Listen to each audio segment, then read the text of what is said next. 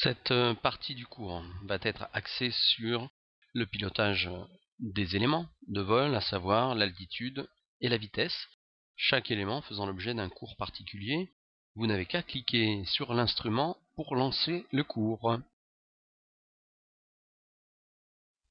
La vitesse de votre avion est contrôlée grâce à un instrument que l'on appelle l'anémomètre ou le badin. La vitesse de l'avion se pilotera à l'aide d'une commande principale, la commande de profondeur, et d'une commande de stabilisation qui est le compensateur. Nous allons voir comment se servir très précisément de ces commandes. Encore un slide absolument capital pour la suite de votre parcours de pilote. Je souhaite que vous intégriez cette information de façon permanente. On pilote la vitesse de l'avion à la profondeur, c'est-à-dire qu'on va faire accélérer l'avion en poussant sur le manche et qu'on le fera décélérer en tirant sur le manche. Alors c'est peut-être contre-intuitif, puisqu'on a tendance naturellement à penser qu'en tirant sur le manche, on va faire monter l'avion. Sachez que c'est absolument faux, et il y va même de votre sécurité d'intégrer parfaitement cette information. Cette expérimentation s'effectuera bien entendu en vol. L'objectif est de vous démontrer que l'on pilote la vitesse à la profondeur. Alors, on va considérer un avion en palier, compensé, à vitesse constante et en régime de croisière. On va dans un premier temps avoir une légère action à la profondeur, on pourrait même accompagner d'une compensation à piqué. Dans un premier temps, on remarquera une oscillation bien entendu de l'avion sur l'axe de tangage, une légère oscillation du variomètre en négatif, puis un retour à une valeur positive, voire nulle, et une augmentation significative, puis stable, de la vitesse de l'avion. Bien évidemment, et hors mouvement transitoire, c'est-à-dire hors action brutale à la profondeur, une action similaire à cabré aura pour effet de réduire la vitesse de l'avion. Donc retenez ceci, on pilote souplement la vitesse de l'avion à la profondeur. La question légitime du comment piloter la vitesse et l'altitude en conjonction se pose bien évidemment. Je vous demanderai donc de retenir la règle suivante. En pilotage de base, on se tiendra strictement à la règle, la pente au gaz, la vitesse à la profondeur. Alors évidemment, ce pilotage de base sera nettement moins précis que ce que j'appelle le pilotage de précision, mais dans un premier temps, il vous permettra d'acquérir les fondamentaux et les réflexes nécessaires à l'acquisition des compétences à venir. Pour ce qui est du pilotage de précision, eh bien, il conviendra de corriger les effets transitoires pour, le cas échéant, maintenir une vitesse ou une altitude. Quand un autre paramètre est en variation, je vous propose pour cela d'analyser quelques cas concrets de pilotage de précision. Ce cours va aborder les modalités pratiques concernant la tenue de l'altitude de l'avion. Pour cela, vous allez utiliser deux instruments principaux, l'altimètre et le variomètre. Je vous invite à relire le cours concernant le fonctionnement des instruments, altimètre et variomètre, pour avoir plus de détails sur ces équipements en particulier. Retenez déjà dans un premier temps que le variomètre donne une indication de la vitesse verticale de l'avion avec un léger décalage dans le temps du fait de son mode de fabrication, là où l'altimètre va vous donner une indication de l'altitude actuelle de l'avion. Ces deux instruments seront donc à utiliser en conjonction l'un l'autre, et ce grâce à l'utilisation judicieuse de la manette des gaz principalement. Ce slide est d'une importance capitale pour la suite de votre parcours de pilote. Je vous demande de retenir cette information par cœur. On pilote la pente au gaz. Cela signifie très clairement que la manette des gaz, à elle seule, peut assurer le contrôle de l'altitude de votre avion. En clair, on va mettre des gaz, rajouter de la puissance pour faire monter l'avion. On va en enlever pour le faire descendre.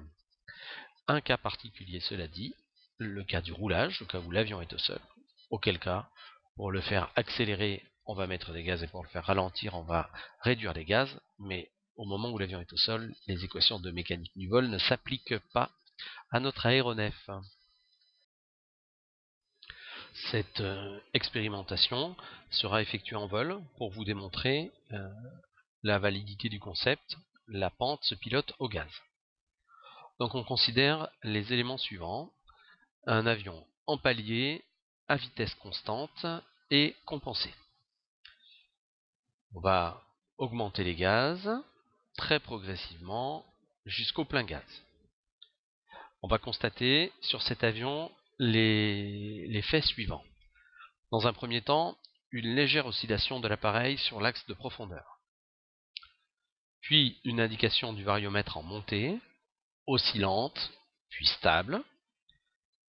Une indication de l'anémomètre oscillante, puis stable à la valeur initiale. Ces oscillations sont fonction de la vitesse d'augmentation des gaz. C'est pourquoi d'ailleurs dans le cadre de l'expérimentation, on a mis plein gaz très progressivement.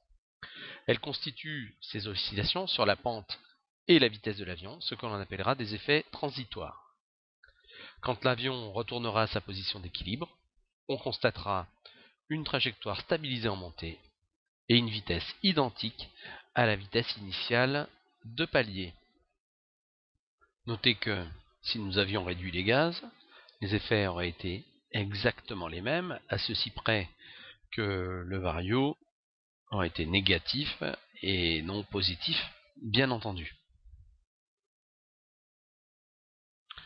Donc, et pour résumer, dans les conditions de l'expérimentation précédente, à savoir avion compensé, en régime croisière, à vitesse constante, une augmentation des gaz va entraîner une augmentation du variomètre positif.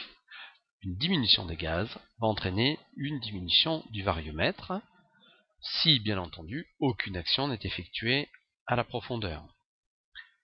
Vous contrôlerez donc votre altitude en précision par le contrôle des gaz.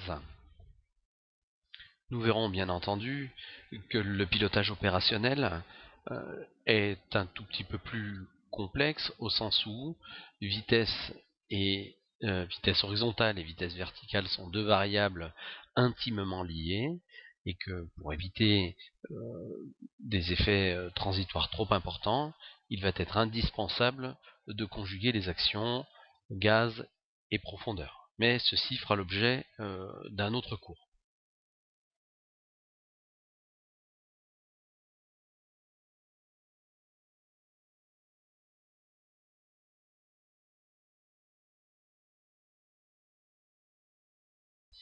Ce cours va aborder les modalités pratiques concernant la tenue de l'altitude.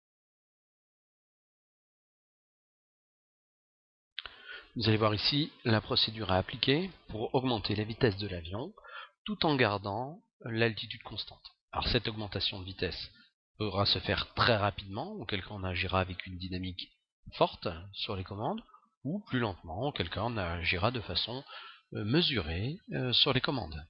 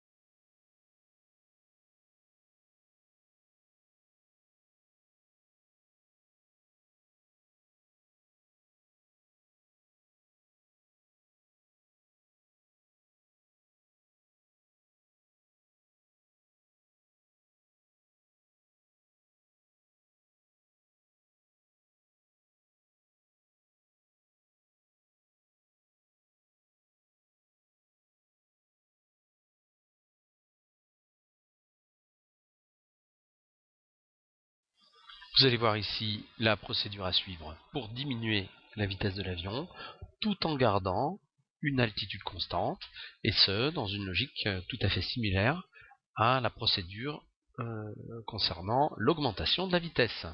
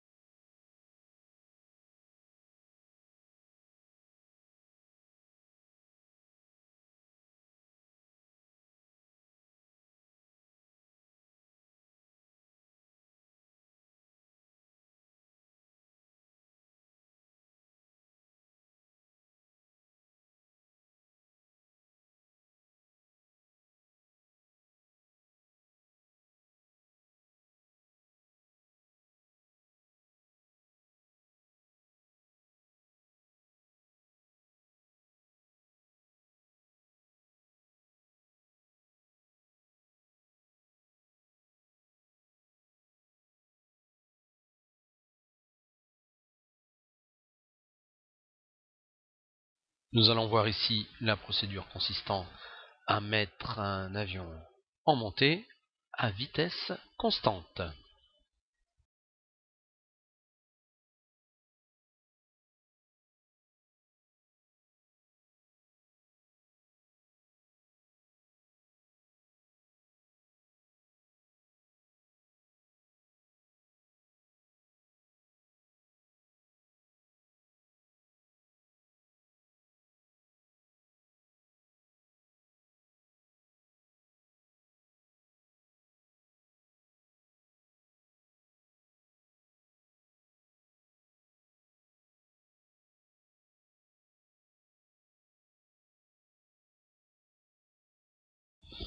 J'attire cependant votre attention sur un point d'importance. La condition décrite ici est une condition purement expérimentale. Dans une utilisation opérationnelle, la tendance à creuser étant forte, c'est-à-dire dans ce cas-là à ne pas monter suffisamment vite, je vous imposerai les actions suivantes. Tout d'abord, affichage de l'assiette de vol, c'est-à-dire l'assiette de vol correspondant à l'assiette de vol en montée, et ensuite affichage de la puissance, puisque c'est l'axe de plus faible inertie. On va voir dans des exemples concrets ce que cela peut donner en visualisation extérieure. Nous allons voir ici la procédure de mise en descente à vitesse constante.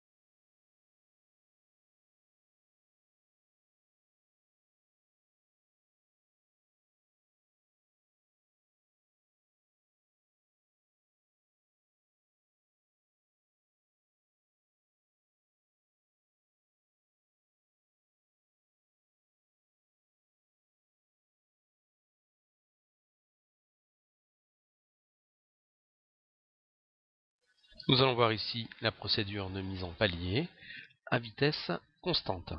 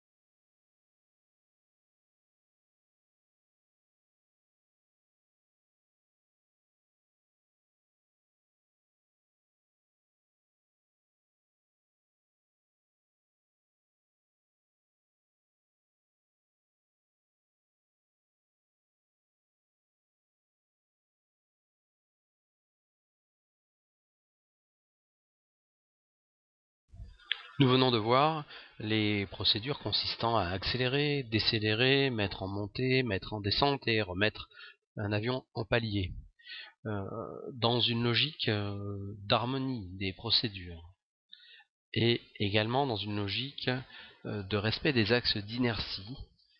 Je vous demanderai cependant systématiquement, quel que soit le changement, vitesse ou trajectoire, de commencer systématiquement par la modification d'assiette, puis la modification de puissance. Vous verrez de toute façon au fur et à mesure du pilotage que ces actions sont quasiment simultanées. En tout cas, si choix il y a, c'est l'assiette qui est modifiée en premier, puis la puissance. Je vous propose donc quelques études de cas, même type d'avion, mais des vitesses différentes. Alors en commençant par la gauche, on a ici l'appareil qui est en assiette de vol en palier à une vitesse de 110 nœuds. L'horizon est positionné comme ceci par rapport à la casquette du tableau de bord. L'avion est ici à 70 nœuds, capot moteur ou casquette du tableau de bord tangeant l'horizon. Vous voyez que la distance a diminué. Et ici le même appareil à 130 nœuds. Et là, la distance entre la casquette du tableau de bord et l'horizon est beaucoup plus importante. C'est donc la position de la casquette cockpit par rapport à l'horizon qui détermine la vitesse dans une configuration donnée. Alors, quand je dis configuration donnée, je veux dire que en lisse, c'est-à-dire sans volet, on peut avoir ces représentations, mais avec les volets sortis, on pourrait avoir, par exemple, à des vitesses faibles, des assiettes beaucoup plus fortes à piquer pour une vitesse de 70 nœuds. Hein. Donc, ici, on peut considérer que c'est un avion sans volet, d'ailleurs très probablement du fait des vitesses indiquées ici. Les gaz régulent la trajectoire dans le plan vertical. C'est-à-dire que si je reprends le cas qui est ici, à 2500 tours par minute, c'est-à-dire quasiment plein gaz, l'avion sera en légère montée. À 2300 tours, il sera en palier. Et à 1500 tours, il sera en descente, mais toujours à la vitesse de 110 nœuds. Et toujours dans une configuration donnée, bien entendu. Ici, à 2500 tours, c'est-à-dire plein gaz, l'avion sera en montée. À 2300 tours, il sera en palier. Et à 1500 tours, il sera en descente. Ici, dans cette configuration, 130 nœuds, à 2500 tours, l'avion sera en très légère montée, peut-être 100 pieds variaux, voire en palier. À 2300 tours, il sera en légère descente, et à 1500 tours, il sera en descente. Donc voilà un slide qui doit vous inciter à la réflexion. Retenez encore une fois, on pilote la vitesse à la profondeur et la pente au gaz. Il est temps d'étudier les erreurs classiques de pilotage. Donc on va les voir tout simplement dans l'ordre. Eh bien, la première consiste à piloter par effet transitoire. Qu'entend-on par là? Eh bien, tout simplement l'inversion de la consigne. Un pilote qui cherche à piloter la vitesse au gaz et la pente à la profondeur. Alors, ce pilotage par effet transitoire va conduire à osciller sans arrêt autour de valeurs moyennes, notamment en termes de vitesse, et donc grandement dégrader la précision du pilotage.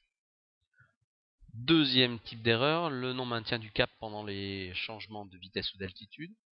Rappelez-vous le cours de pilotage de base et notamment celui sur le vol rectiligne horizontal. Ce cours est toujours valable dans cette situation-là, bien entendu, puisqu'il est indispensable de maintenir un repère au loin pendant tous ces changements, cap, vitesse et altitude.